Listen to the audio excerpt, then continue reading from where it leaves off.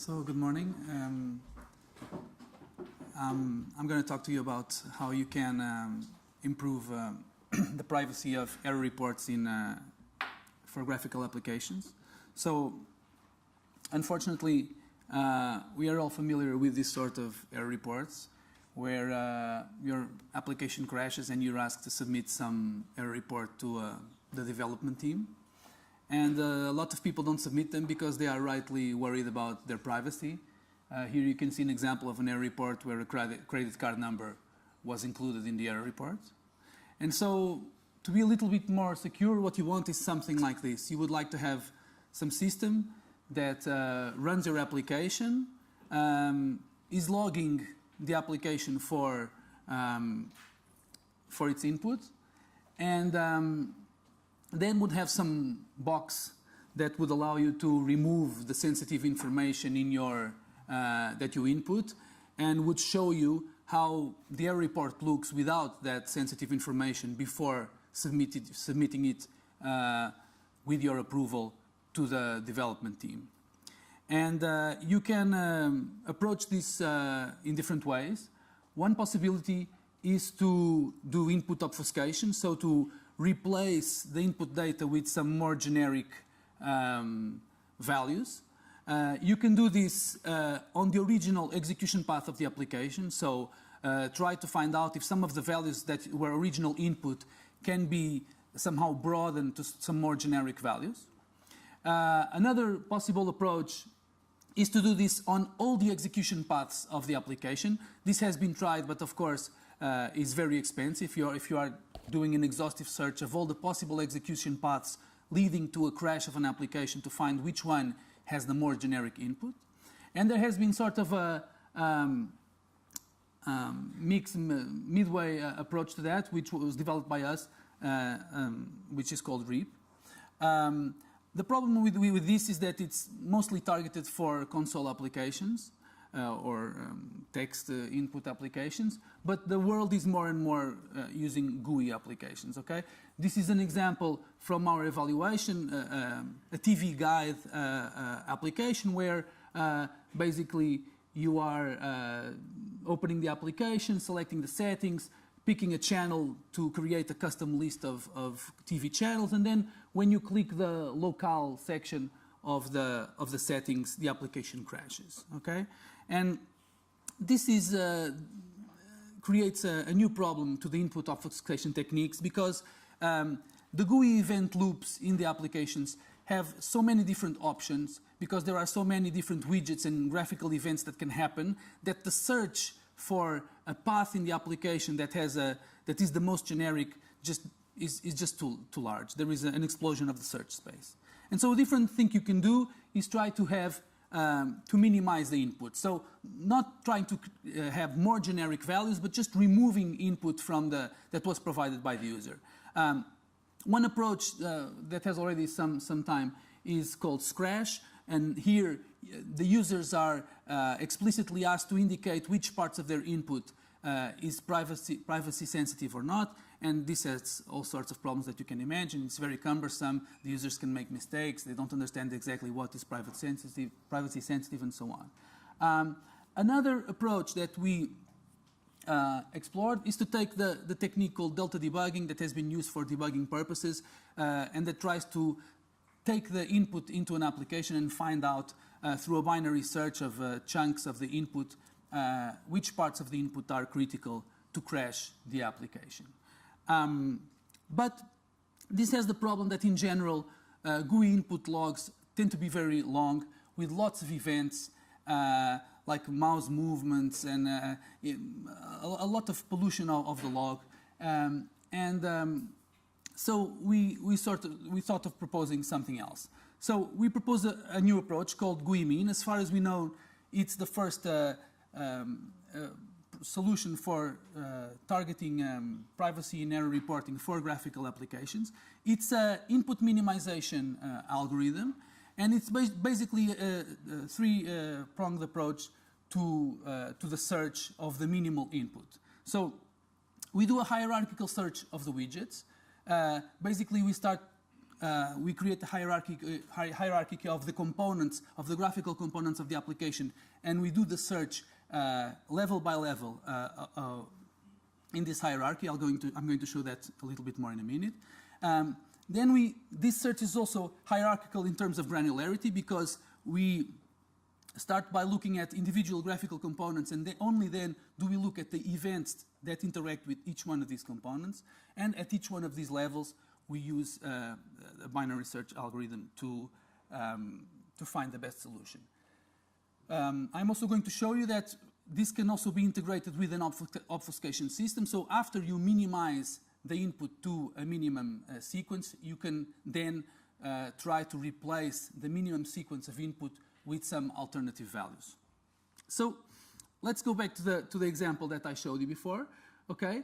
Now, the problem, if you do a blind search of the log of events of an error like this, is that in our example, where we have 8 events, so clicking the TV listings menu, selecting settings, then selecting channels, inputting some text in the search box, picking a channel out of a subset of selected channels, and then clicking locale. Out of these 8 events, only 1, 2, and 8 are required to replay the bug.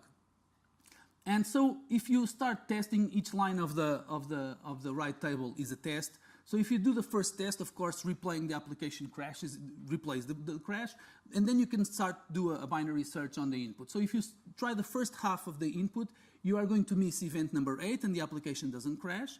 But the problem that I want to show you appears when you do the third test. So when you try the second half of the input, the problem is that this test doesn't make absolutely no sense for a graphical application, because you are trying to insert into the application graphical events that make no sense when you just open the application. So basically you are saying start the application and then type into the search text box. Okay, when you open the application, that window is not open, the box is not there, this test doesn't make sense. And so when you are trying to minimize the input log of a GUI application, you generate lots and lots of tests, like you see in the example for the binary search on the right. You generate lots and lots of tests that are not feasible, and so that you shouldn't perform them at all.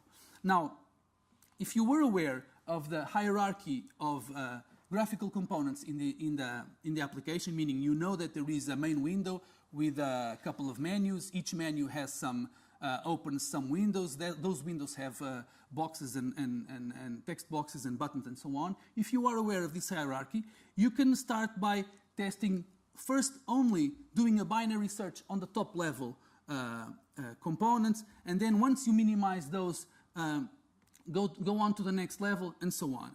And this has the very nice feature that it eliminates any tests that are impossible. So if you look at if you take a look at our example, it's a quite simple bug. This is a real bug that was reported for this application. So at the first in the first step, we look at the top level window. There we only have one component, and for the second level we only have one component. But then when we get to the settings window, you can start doing the binary search at that level, okay? And then you can immediately see that if you click channels, we know that the interaction with the channels window, the search, the selection of the channel, and so on, is dependent on having selected the channels. How do we know that? Because when we are recording the application, we not only record the user input, but we are aware of where that input was submitted to which component, and what did that trigger. Did it open a window? Did it open a menu, and so on, okay? And that's how we know which graphical components, which widgets are dependent on each other, and we are able to understand that it makes no sense on trying to minimize the sequence of events 4, 5, 6, 7 if you haven't clicked on the channels component to open it.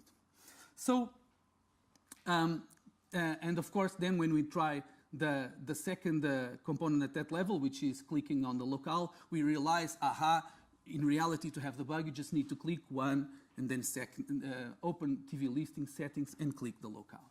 Okay? The other thing that we do is that once we have identified which are the minimum widgets needed to crash the application, we look into the events that interacted with each one of them, okay? So when we were searching among the widgets, the text that was input in that search box was not broken up, okay? We were considering that as a unique list of events, a contiguous list of events that should not be broken up, and only once we have identified the minimum list of widgets do we say, okay, now let's look at the text. Do we really need all of those text events in there, okay? And with this hierarchical search, we can do a much faster solution than just doing a binary minimization of a binary search trying to minimize the input, okay? So to evaluate, there are a lot more evaluation questions in the paper, and I suggest you take a look at that, but I'm just going to give you 3 quick results. So can you do this with real applications and real bugs? How much of the input is removed? And can you then complement this with an obfuscation system to further anonymize the input? So we applied this to 6 real-world applications with real reported bugs extracted from the bug trackers of these applications, 2 text editors, 2 email clients, 1 TV Guide browser, and a password manager that was developed by us. The explanation why we added an application developed by us is in the paper, okay? And this is a quite conservative evaluation. We have a log of 1,000, more or less 1,000 events for each application. Now, it takes a while to run GUImin, 12 to 43 minutes for each one of these applications. The main reason for this is that for Java, which was what we used here, it was difficult to find a reliable way to inject events fast into the application. So a lot of this time is injecting events into the application with some time delay. But you shouldn't worry too much about this because GUImin should be running in the background. So the idea is that your applications crash. We say that maybe some interaction shows you that there is going to be an error report being prepared, and later on you can show the minimized error report to the user and ask if she agrees in sending the report, okay? How much sensitive user input does remain here after GUImin? Well, here you can see the results for our tests. We basically were able to eliminate all of the privacy-sensitive information from the input. This data is broken down in the paper, and you can see exactly why what was considered privacy-sensitive information. There is one case that jumps up, which is Columba, an email client, and all of that information that is remaining there is because the bug was caused by a file that was being read by the application. So it wasn't GUI events, it was a comma-separated value file that was being read by the application, containing some configurations that caused the application to crash. So then we thought, okay, can we do better? Can we connect this to an error, to an obfuscation system? So basically we are saying that the components that are taking care of the anonymization are a minimization technique, which is GUImin, and we try to connect this to an obfuscation system, which was the one I mentioned before, RIP, that had been developed by us. So we ran RIP on the minimized outputs coming from GUImin for the 2 tests that still had sensitive information in the error report. And the results that we got was that after obfuscation, there was no similarity between the original input by the user and the error report. So no byte of the input was equal to the input. And in terms of information leakage, we had at the end 0.3% leakage for Columba and 0.05% for GUImin. So in conclusion, GUImin performs user minimization for privacy. It removes almost all of the sensitive user input, and it can be easily connected with an input obfuscation mechanism to further improve privacy. Thank you very much for your time.